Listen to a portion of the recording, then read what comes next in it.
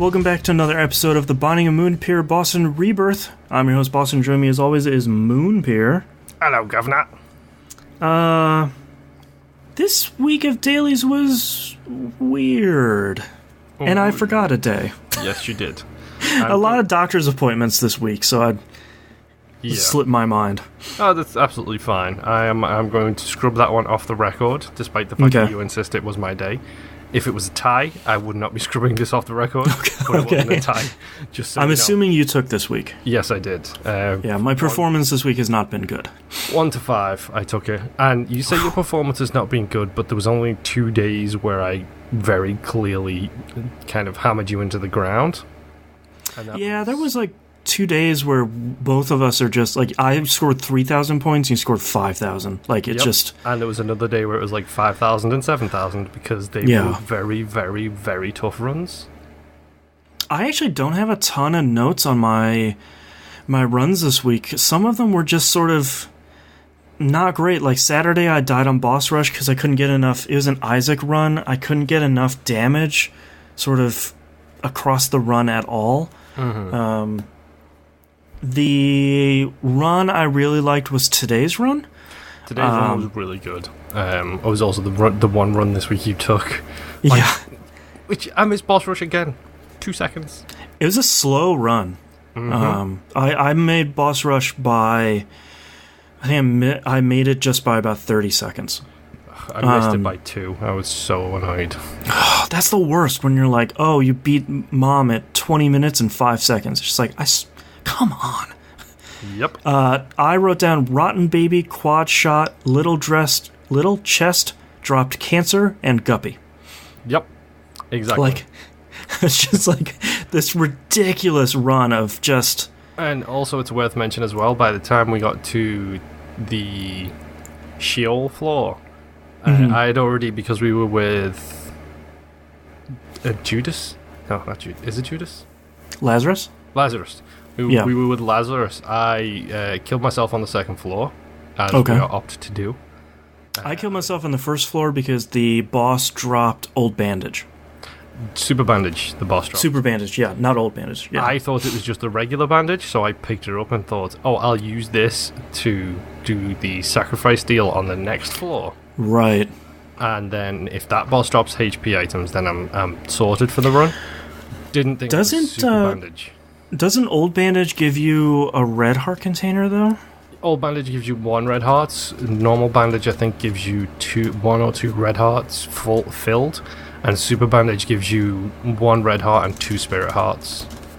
Okay, I'm looking up Old Bandage here. Oh, Old Bandage gives you 1 heart container that's empty. Yeah. Okay. But yeah, I did the devil deal on floor 2, but by the time I got to Sheol, I'd picked up Contract from Below, so I was getting duplicate items, and my luck was so high that I was getting those drops pretty much every single floor. Mm-hmm. And then on the very first room in Sheol, I got Steven and Cricket's head. Oh, wow. I didn't pick up either one of those. That's crazy. My damage immediately went through the roof. Yeah. I was just thinking as we were discussing the number of bandage items, I don't know why anyone has trouble learning what all the items do in Isaac. Mm-hmm. They're all so straightforward. Yep. The 3 different bandages, the 3 different containers that all look the same, and 2 of them are okay, and 1 of them are horrendous. One will kill you. Containers. Yep. Yeah. Who has such an issue? It's only 600 items.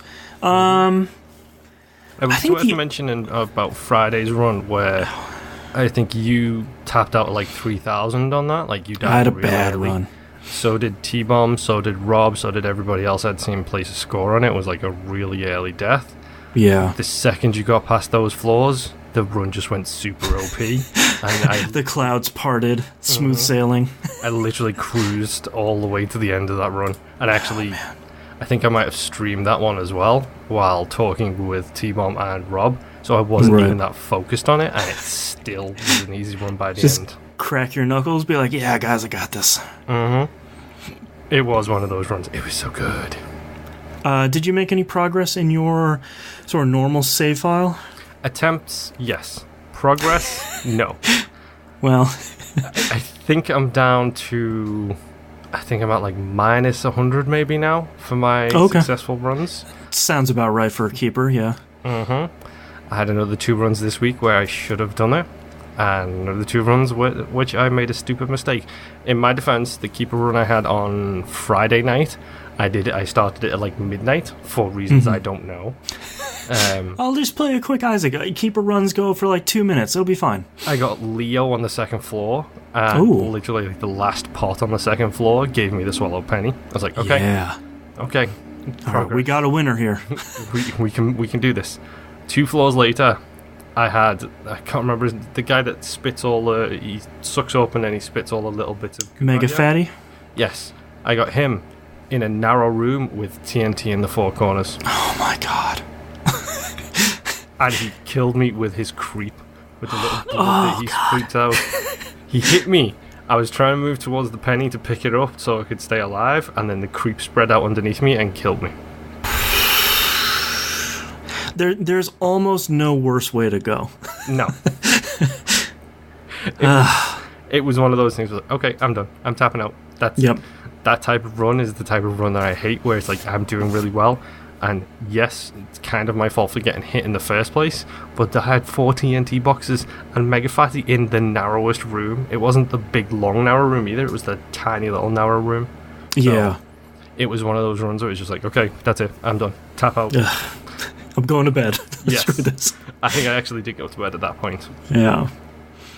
We do have 3 questions from our lovely viewers and listeners here. First up, Adamak Beats on YouTube says, "Hey, Boston Moonpir, thanks for answering all my questions." You're welcome. Thank you for writing in. Great tip to beat some challenges first to unlock items. I have a couple more questions if you can get to them. First, I notice how some people can accumulate upwards of 30 to 40 straight successful runs in a row. How is this possible when some runs just don't give you any good items? I'm on Afterbirth Plus and it just seems impossible. I think I can go first here. Sure. It depends on the person you're playing with, because if I'm right to get the tick mark, you just need to beat Mom's hard, don't you? Or do you have to go all the way to the end? I think it depends on what you have unlocked, but I think you have to beat either Isaac or the Lamb, or Blue Baby or the Lamb. Okay, so you have to go to the... I think you have to go all the way. Yeah. That specific type of runs, I've done it before myself. I think my highest success rate is 30-something. It depends on who you play with. It depends on who you're comfortable with. I'm pretty sure at this point in time, Boston and myself, if we did 30 straight runs with Isaac, we could probably get 30 successes. You do 30 Eden runs, probably 29 out of those are just going to be pretty strong almost immediately. Yeah, and the reason why is it just depends on what you've unlocked. And in Isaac's case, if you have the D6 to start with, his runs by default kind of become winning runs, because even if there's an item in there that you can't stand, that you don't want to pick up, you have that option, especially on the larger floors, you find the item room, oh, there's Tiny Planet, I don't want that, re-roll it, oh, there's TNT, I'm going to go clear 6 more rooms, then go back to that room. Right. And then re-roll it again. And I think part of that too is not only the unlocks, but how firm your flowchart is. Because you can sort of start saying like, all right, well, if I pick up this item, if I pick up chocolate milk early in a run, what are the chances going to be that I'm going to get a good item that's going to synergize with it? Or am I just going to sort of screw myself with chocolate milk over the entirety of the run? What the difference is, like we were talking about earlier, between chocolate milk and soy milk. Like you want one of them, you definitely don't want the other one. Yep. And I think that experience pays off really well, not only the items, but I think also in enemy behaviors, because I think as you get that stuff better and fresher in your mind, the further you can go with less. Yes. That's something that the challenges actually teach you, is you do not need to have a winning run to have it become a winning run. Like the purity challenge, where it's like, look, you don't have anything. You just got to be good. And other ones like, there's one of them that has Ipecac in it. I don't remember which one it is. Is that Friendly Fire? Yeah, I think it might be, yeah. And that challenge teaches you that even if you accidentally pick up Ipecac, you can do it. There's also, depending on your play style and stuff like that, it's about knowing the systems and knowing how to game it a little bit. Like I said, if I have the D6 and I go into that item room and it's not something I want, I re-roll it. I'll have a quick look at my map, think, do I have 6 more rooms in me? Yes, I do. And I will spend the 30 seconds going back to that room to re-roll it again just to see if I can get something different. Yeah. This week on the daily runs, that actually helped on Thursday because I re-rolled an item 3 times and it was Serpent's Kiss was the last item I could re-roll it to. And I got Serpent's Kiss. It's a winner, baby! Exactly. But then on that same run, talking about breaking the systems, I beat Boston by 13,000 points because Boston doesn't cheat like a dirty hobo like I do. Which is to say, I know the secrets to like the sacrifice room. I know the secrets to when I'm limited in that fashion to go further. Yeah, you have a more of a tendency to use the sacrifice room or blood banks or arcades. Where one of the things I'm trying to focus on lately is, go into the arcade. It just costs you 1 cent. Sometimes you can get 10 cents out of there if you're lucky. Mm-hmm. Or very worst, maybe you toss a couple of hearts at a heart beggar and then just kind of be back on your way. Or worst case scenario, there's just nothing in there for you, but that doesn't matter. Yeah, and even let's say you go in and there's 3 beggars sitting on the floor and you've got 1 coin, 1 red HP and 1 bomb. Put that bomb in the middle, blow up all 3 of those beggars and let's see what drops out. Yep. That's a good point. It just becomes about knowing. You get to know the systems, you get to know what's going to give you the biggest advantage compared to like a lot earlier. Like I think I mentioned it last week when I was talking about streaming it with like T-Bomb and Rob and like watching each other's runs. Mm-hmm. I see them play exactly how I played when I first started playing Isaac. It's like, there's so much more knowledge I have in my database that I'm like, I could tell them to do this, but I won't.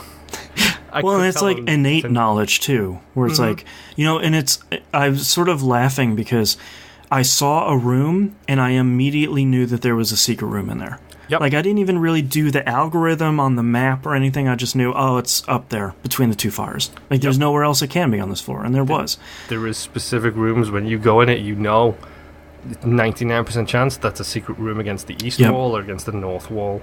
Yep. A good example of that is the room. I think it's on the depths levels. It's got the 4 guys who spit on the left, and it's got a floor full of spikes that come up and go down. You'll always take damage going through that room because the timing is impossible to go through those spikes without getting hit by the guys who spit at all the spikes at the same time. 90% of the time, the right-hand side of that room is a secret. Yeah, but unfortunately, the right-hand side of the room is death. Yes. Exactly. So it took me forever to figure out that room because actually the secret to that room is you rush in between the 2 sets of spitting guys and you wait there and then you rush past and you get in and out before the spikes pop up. Yep. And that one was, I would walk into that room and I'd be like, great, well, I'm just going to take damage. Good. Yep. That's the thing with me is like I'm not great so far. Well, we've talked about my damage mitigation. I'm not good at that, but I'm not good at reacting quickly when I first enter a room because, especially if it happened to me today, you get BFF, Big Beautiful Fly. He's the black fly with the love heart that flies. Oh, BBF. Yeah. There's nothing confusing between BBF and BFF. No, not at all. Not at all. But anytime you're in a room, you enter a room and there is an enemy close to you, 90% of the time if you've got him, he will immediately hit that enemy and you will take bomb damage. I cannot react quick enough to not take that hit.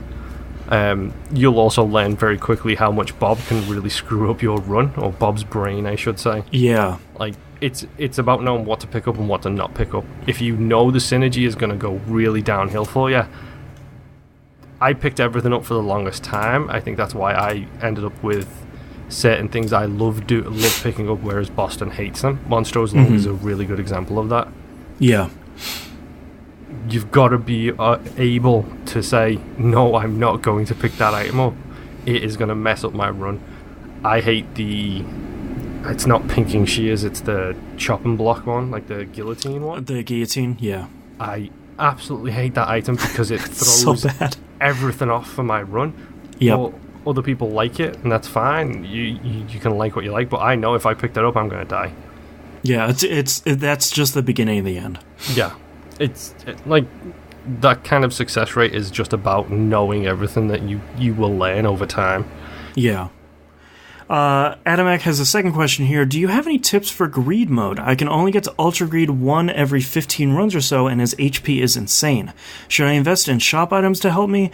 I really didn't want to waste all my money in the shop so I can donate at the end. Thanks for your help, and look forward to learning more about this stuff. I would say probably up until you get most of your check marks done, like most of your check marks on your post-it note done. Yeah, I would just... You see an item you know you like, or that something that's crazy strong in the shop, drop the 15 cents. Like, yeah.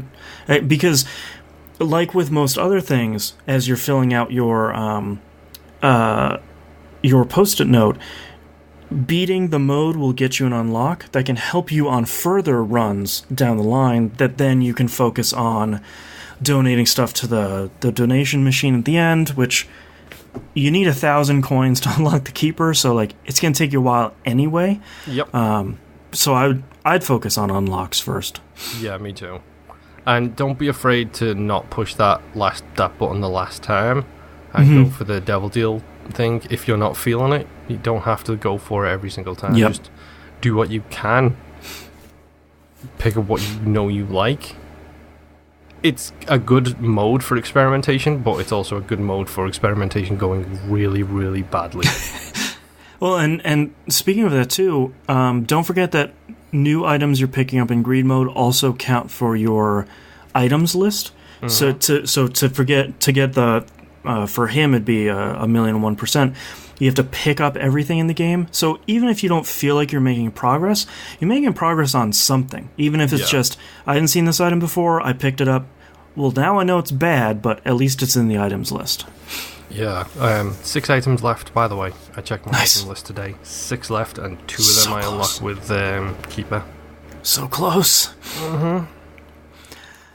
T-Bomb Rocks asks us 2 questions here from Discord. How long in a run do you give it to consider it a bad run? What are the parameters to make it a lost cause? That's a good question. I feel like this is sort of coming off of the last question, I guess the whole episode. I think for me, unless it's something like the Keeper, I'm pretty stubborn with a run, because like you can go into a room and cancer drops and you open up a golden chest and it's Cricket's head. It's like, okay, well, this run's great now. Or like you said earlier, Serpent's Kiss. It's like, well, cool. Now I can totally do this. Yep, I'm the same way. Like, unless it's with the Keeper, I mean, even with the Keeper, I still go as far as I can go just to try and push myself a little bit. But everything else, it's just 2 items, or sometimes even 1 item is all you need to change a hard run to a really great run. A really great example of that is God's Head. I have picked her up twice in my entire Binding of Isaac thing. Both times was on Keeper greed run modes, which made his greed run doable. Yes, I was hesitating to say like, well, that'll be an easy run. It's like, no, it's still not easy. But that's the funny thing is that's the only post-it note checkmark I have for him, and I did it a long time ago, and it was just thanks to God's Head.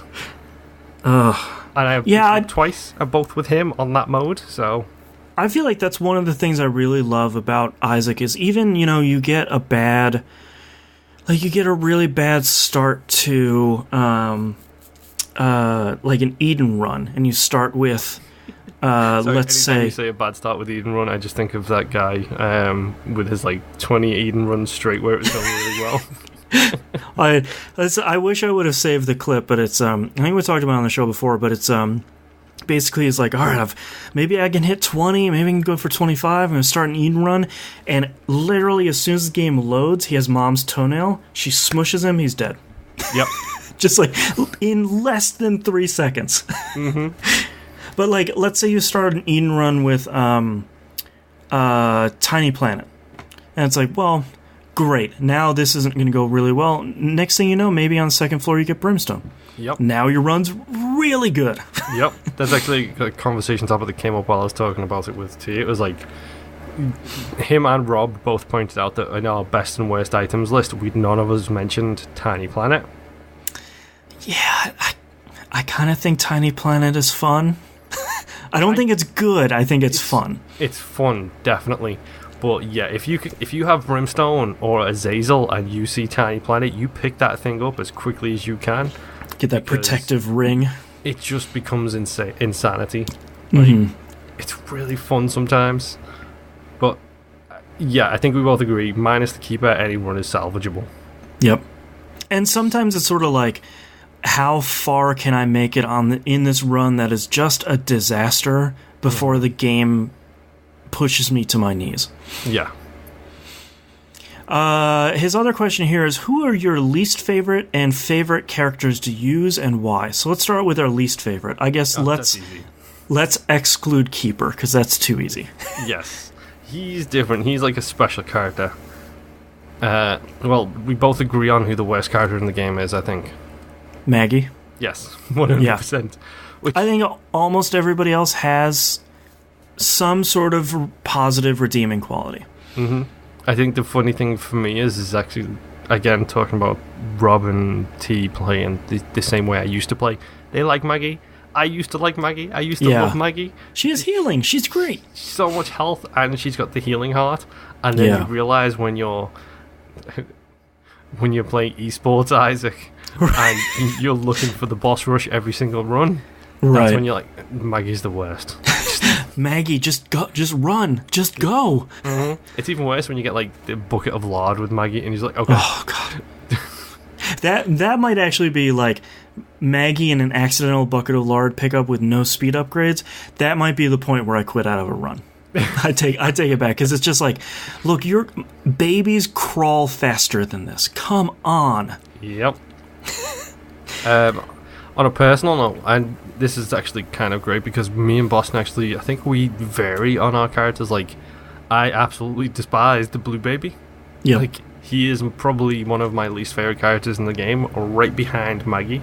Whereas I know you actually don't mind and quite enjoy some of his runs. I do, yeah. Oh, I hate blue baby. Stupid spirit hearts. If it was any other day, I might have a different answer, but because we played as Lazarus today, I sort of want to vote for Lazarus because it makes you play the game, makes you play the early Isaac game so much different, because it's like, all right, I need to find even just one spirit heart or one black heart, and I can really make this thing happen. And optimally, you sort of want to kill yourself on the first floor so you don't hurt your devil deal chances. So you're sort of scrounging around on, the first couple of floors to purposely kill yourself and then come back as a much stronger character. I think that's so cool because it's so antithetic to how Isaac usually plays. Yeah. I mean, I'm trying to think, I love Azzy. Despite the fact that I think as Judas, he only has 1 HP. I love his luck rating.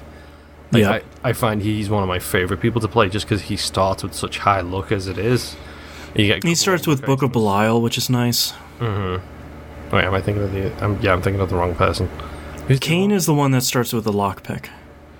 Cain starts with the lockpick. Who starts with the lucky foot? Is that Cain as well? Yeah, I think that is Cain. I think it's innate lucky foot. I don't think it's a pickup for him. I think it's just you have higher luck. Yeah. I like Cain because of the damage output he can do really early. Like, you can breeze through those early floors with him. As long as you don't get hit. Yeah. I think Azzy's the best character. Like, he is my jam, 100%. Yeah. I don't know. I think Lilith is down there, unfortunately, just because I know Moon hates her way more than I do. Yep. It's just that, 2 inches of difference between the thing you're controlling and the thing that shoots. Yep. It's actually, again, something I mentioned was that you get so used to firing from the character you control. The second you have those familiar and they're the ones shooting, it throws my whole game off. Yep. That's why guillotine screws with me too. Mm-hmm. Yeah. All right, well, thank you so much for both of you guys for writing in. Please, if anyone has any other questions, shoot them on in. Discord, YouTube, Twitter, wherever you can find us, we'll probably be right there. Thank you, Moonpir, for joining me yet again in the basement. Thank you for trapping me in here again. And we'll see you all next week. Bye-bye.